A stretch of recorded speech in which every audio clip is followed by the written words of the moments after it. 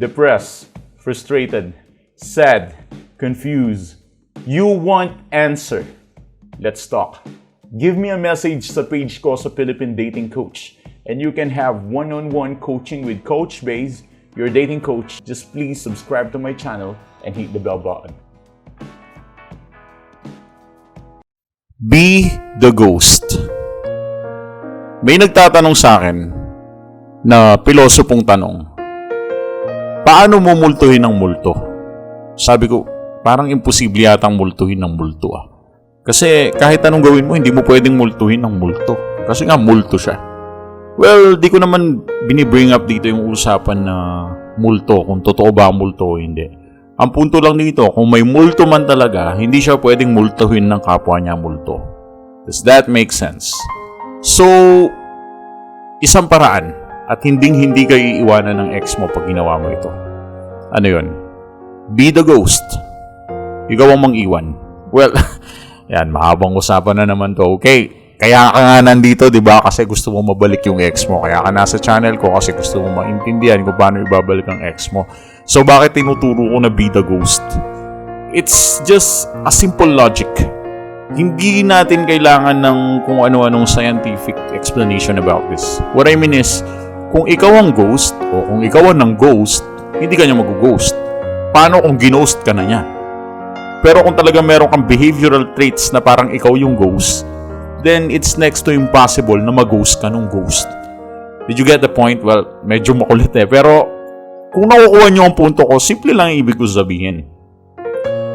Dapat meron kang mindset or abundant mindset na parang, na kahit anong mangyari, hindi ka papayag na maghabol or hindi ka papayag na gumawa ng paraan. What I mean is, ikaw yung dapat na may kakayahan mang-iwan. Yun yung pinupunto ko dito. So if you have that kind of attitude, you have that kind of spirit, kahit iwanan ka, hindi ka may iwanan kasi meron kang attitude na mapang-iwan sa ex. Ewan ko kung nakukuha nyo siya. Sa malalim na parte, ang ibig ko lang sabihin ay imposible kang iwanan ng tao kung ang attitude mo mapang-iwan talaga. So, paulit-ulit lang ang punto ko, di ba? Pero sana naiintindihan nyo. Tinatry ko lang siyang idein. Kasi marami sa inyo na pinipilit pa ang sarili. Marami pa sa inyo ang gumagawa pa rin ng paraan. Yung iba, hindi nga gumagawa ng paraan. Ini-stalk naman yung ex nila. Yung iba, hindi nga gumagawa ng paraan na ibalik yung ex nila. Pero still, ginagawa pa rin nila yung same thing na hindi na nila dapat gawin, right?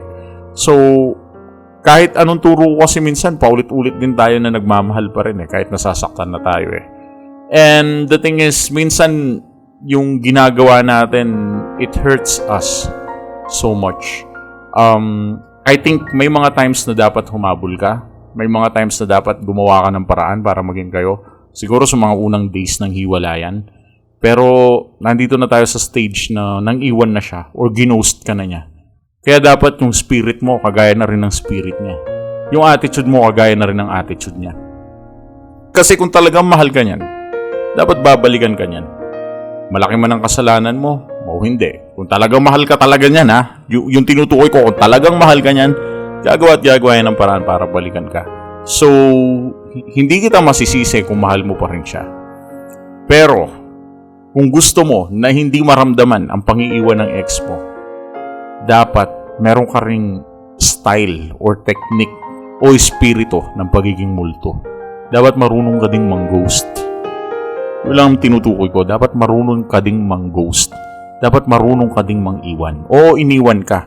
Paano mo iiwanan yung taong iniwan ka na? Pwede. Iwanan mo yung mga alaalang nasa isip mo siya. Iwanan mo lahat ng memories. Iwanan mo lahat ng mga yon. Ini-encourage ba kita na lalo siyang layuan para di na kayo magbalikan? Oo, literal kitang ini-encourage na lalo mo siyang layuan para di na kayo magbalikan. Para saan? Para hindi mo nasaktan yung sarili mo kahit hintay. Gaya nga na sinabi ko, kung mahal ka talaga niyan, dapat babalikan ka niyan. Kung nakapagpahinga siya ng linggo, isang buwan, sana man lang bumalik na siya, di ba? Pero kung wala talagang bumabalik sa'yo, kailangan mo na maging multo. Kailangan mo na maging ghost. Kailangan mo nang iwanan yung mga alaala, yung mga pangarap, yung mga pag-asa na meron sa kanya. hindi mo na mafi-fix to gamit ang sarili mong kagustuhan. Dahil ang tao ay may kanya-kanyang free will. At ito yung free will niya. Ito yung gusto niyang mangyari. Hindi mo na siya maaawat sa free will niya na to. Ito yung choice niya sa life. Gusto niyang iwanan ka. Wala na tayong magagawa. Di na natin maaawat to. Ang tangi mo na lang magagawa ay kontrolin ng sarili mo. Dahil ang free will na mayroon ka ay hindi niya free will. At ang free will na mayroon siya ay hindi mo free will. Yung free will niya, gagamitin niya para sa sarili niya. At yung free will mo, gamitin mo para sa sarili mo.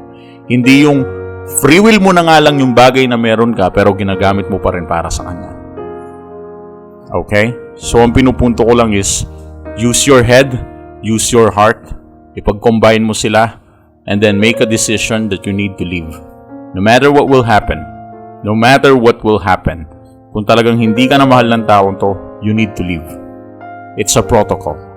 I know some of you guys magrereklamo, hindi coach, mahal ko siya, ganito, ganyan, blah blah blah, kailangan namin gumawa ng paraan, kailangan namin magbalikan. Wala na.